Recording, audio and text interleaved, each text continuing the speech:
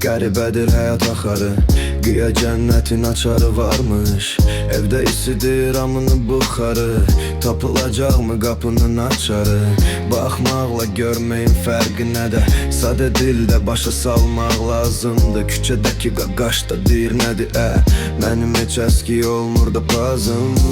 Bakıdan qaçmaq yoxsa Bakıya qaçmaq, heç özündə bilmirsən neyləmək. Ölümdür bu həyatdan azmaq, hündür mərtəbəli binadan seyr etmək. Uşaq vaxtı da xoşbəxt idi, amma indi də çox yorğun.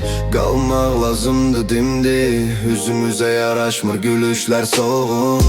Haftan olsa deyərdi, eləmə be ağlamalısın ki. Düşün ki Bakının küçələrində gəzirsən, Bakı xanofdan elə qaşıq Lenski.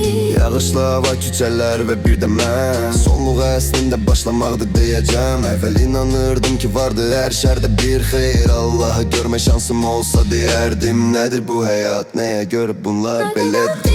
Qapılar bağlı olsa da ruhum açıq, hər küçədə bir hekayə, hər adımda bir flash. Sözlərim səndə qalır, bit altında axır.